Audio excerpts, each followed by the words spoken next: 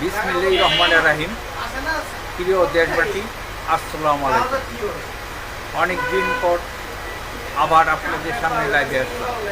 আমি কথা বলতে চাই বাংলাদেশের রাজনীতি এবং আগামী নির্বাচন নিয়ে। আগামী নির্বাচনে অতি শীঘ্রই হওয়া দরকার আমি মনে করি, কারণ দেশে যে হারে আজকে হত্যা, রাহাজানি, সন্ত্রাস হচ্ছে, চাঁদাবাজি হচ্ছে, এই হাত থেকে বাঁচাতে হলে একটা নির্বাচনী সরকার দরকার। কারণ যেই দেশই হোক, নির্বাচিত সরকার না থাকলে দেশের আইন শৃঙ্খলা এবং নিয়ম নীতি এগুলো ঠিক থাকে না। আমি মনে করি অন্তর্বর্তী সরকারের প্রধান উপদেষ্টা অতি শীঘ্রই নির্বাচনের একটা ব্যবস্থা করবেন।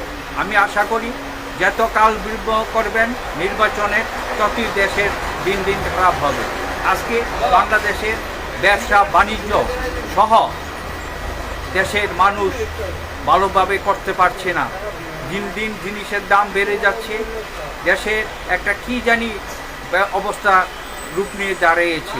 আমি বলতে চাই, আসুন আমরা আগামী নির্বাচনে ভালো ভালো লোকগুলো নির্বাচিত করি। আমি আশা করি যারা আগামী সংসদ নির্বাচন করবেন তারা ভালো লোকদের নিয়ে, যতগুলো দল আছে তারা বাছাই করে সৎ দেশের কল্যাণ করে এমন লোককে নির্বাচিত করার জন্য মনোনয়ন দিবেন। আমি আশাবাদ ব্যক্ত করি আমরা একটা বৃহত্তর ঐক্যজোট করে নির্বাচন করা আমার মনে হয় দরকার। কারণ এককভাবে কোনো দলই নির্বাচন করে ভালো করতে পারবে না। আশা করি যারা ভালো লোক তাদের নির্বাচন করে আপনারা জয়যুক্ত করুন। কারণ দেশে ভালো লোক যদি না আসে দেশের কল্যাণ হয় না।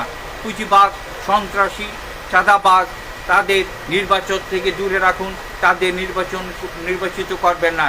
এই দেশবাসীর কাছে আহ্বান জানাবো, আপনারা ভালো লোককে নির্বাচন করুন আগামী সংসদ নির্বাচনে। আর যারা গত সরকারে ছিল, সরকার গঠন করেছিল, সেই দলগুলো আগামী সংসদ নির্বাচনে আমরা তাদের ভোট দিয়ে জয়যুক্ত করতে চাই না। কারণ ওই তিনটি দল আমরা দেখেছি দেশের কোনো কল্যাণ বয়ে আনতে পারেনি। আমি আশাবাদ ব্যক্ত করি আগামীতে যারা ভালো লোক, যারা নতুন দেশপ্রেমিক দল আছে তাদের এবার একটা সুযোগ দেন। আশা করি তারা আগামীতে ভালো করতে পারবেন। আমি সবাইকে আহ্বান জানাবো আগামী সংসদ নির্বাচনে প্রত্যেকটি জেলা নেতৃবৃন্দকে বলবো, আপনারা জেলার নেতৃবৃন্দরা যেই যে জেলায়, কারণ এক একটি জেলায় 3-4টি করে আসন আছে, আশা করি সেখানে ভালো লোকগুলো নির্বাচিত আপনারা করবেন।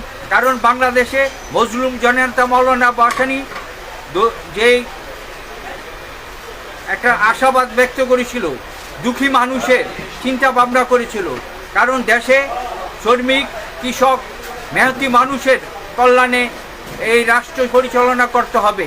কারণ আমি দেখতে পাচ্ছি মজলুম জননেতা মাওলানা ভাসানীর আদর্শের সন্নিহিতভাবে বলতে চাই, আসুন আমরা আগামীতে এই দেশটাকে নতুনভাবে গড়ি, সেখানে ভালো লোকদের আমরা নির্বাচন করি। আর আমরা একটা বৃহত্তর জোট করা আমি মনে করি একটা দরকার। আসুন আমরা একটা বৃহত্তর জোট করে আগামী নির্বাচনটা আমরা সুন্দরভাবে করি, এ আহ্বান জানাই। আর বলতে চাই যে আজকে যে চাঁদাবাজ, সন্ত্রাসী, কালো টাকার মালিকরা যাতে নির্বাচনে আর আসতে না পারে তাদের সুযোগ করে দিবেন না, এ আহ্বান জানিয়ে আমি আমার বক্তব্য শেষ করছি। জয় হোক মেহনতি মানুষের, জয় হোক ক্ষুদ্রার্থ দরিদ্রমুক্ত দেশ হোক, এ আহ্বান জানিয়ে আমার বক্তব্য শেষ করছি। খোদা হাফেজ। বাংলাদেশ চিরজীবী হোক।